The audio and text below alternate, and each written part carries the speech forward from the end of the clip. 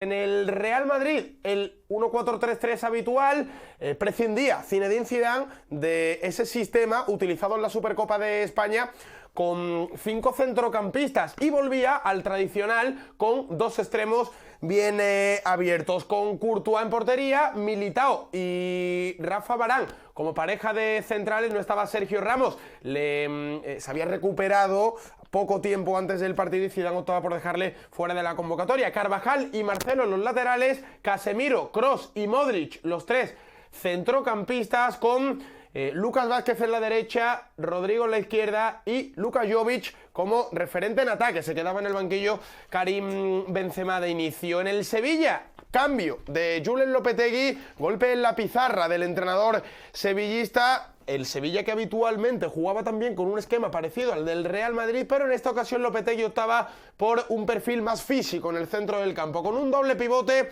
la portería y la línea defensiva habitual, con Tomás Vazlich, Jesús Navas, Diego Carlos, Koundé y Diego Carlos, pareja de centrales, Reguilón en la izquierda, doble pivote formado por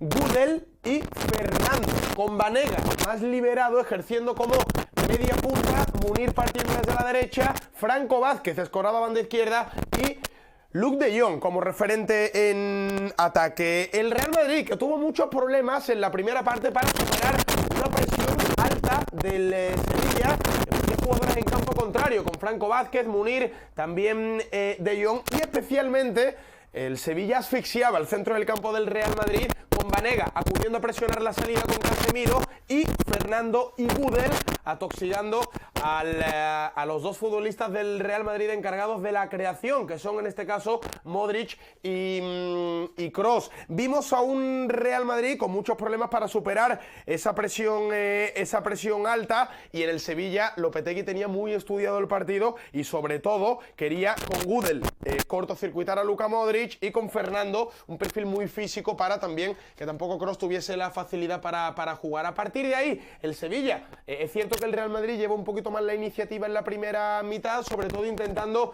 abrir mucho el campo con Rodrigo y con Lucas Vázquez y generar superioridad por fuera, 2 contra 1 por fuera, pero ahí el Sevilla estuvo muy generoso en el esfuerzo y también intentó pues cerrar todas esas posibilidades con las basculaciones también de Gudel y de Fernando. El Sevilla, que poco a poco se fue haciendo con el control del partido y sobre todo por una mayor presencia en el centro del campo, porque habitualmente veíamos a Franco Vázquez venir casi como un centrocampista más, con lo cual el Sevilla acumulaba aquí hasta a 4 futbolistas, dejando a Munir y a De Jong un poquito más para llegar al espacio, y Reguilón llegando por banda izquierda. Eso complicó mucho al Real Madrid. En la primera parte en el Sevilla lo que vimos más llamativo, alguna variante táctica, fue que cambiaba por momentos. Munir y De Jong permutaban su posición, también Munir para aprovechar, intentar buscar la espalda de la defensa del Real Madrid.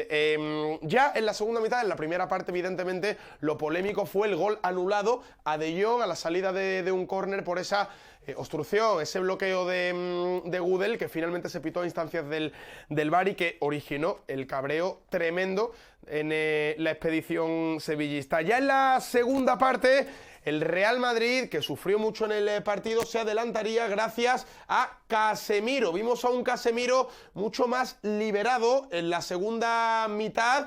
Estamos viendo aquí el centro del campo del Real Madrid con Jovic en ataque. Vimos a un Casemiro que, partiendo desde la posición de pivote, sí que fue capaz de romper líneas y le vimos avanzar mucho con balón. De hecho, en una llegada del Real Madrid por banda derecha, Jovic, taconazo del delantero y llegada de Casemiro en el 1 contra 1, colándose precisamente por el carril que formaban, en este caso, Reguilón y Gudel, que no llega a tiempo para parar la llegada de Casemiro. Tampoco Reguilón es capaz de cerrar el espacio por dentro y dejarle la banda, y por ahí se cuela Casemiro para hacer el 1-0 en el marcador. A raíz de ahí, el Sevilla logra encontrar la respuesta y en una jugada con Munir, iniciada por Munir, hay una serie de rebotes, la pelota le cae finalmente a De Jong, que desde la frontal del área logra empatar el partido. Eran buenos momentos, eran buenos minutos para el Sevilla,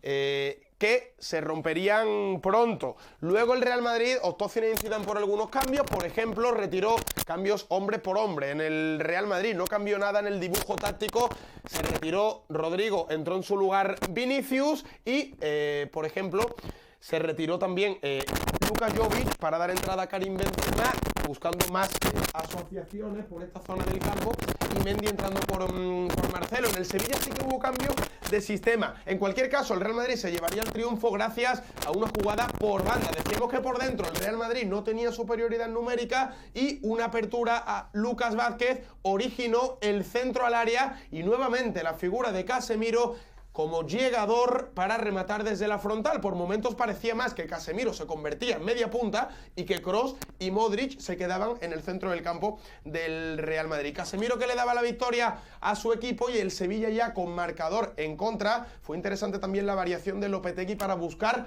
un poquito ya más profundidad en los minutos finales del partido. Por ejemplo, entró en En-Nesyri en un principio partiendo desde banda derecha en la posición de Munir. Entró por Munir y no alteraba mucho los planes, pero los siguientes cambios sí que alteraron un poco el sistema del equipo, porque Lopetegui optó por terminar el partido con Gudel colocado como tercer central. Vimos a Koundé, Gudel y Diego Carlos, tres centrales, cerrando con tres el Sevilla, aumentando la profundidad de Jesús Navas y de Reguilón en los carriles, y por dentro Lopetegui, que sustituyó a Ever Banega y a Franco Vázquez, dio entrada a Oliver Torres y a Ronnie López, con lo cual vimos a Oliver Torres junto a Fernando en el centro del campo y prácticamente 3-4-3 en ataque, con Ronnie López como media punta y dos delanteros,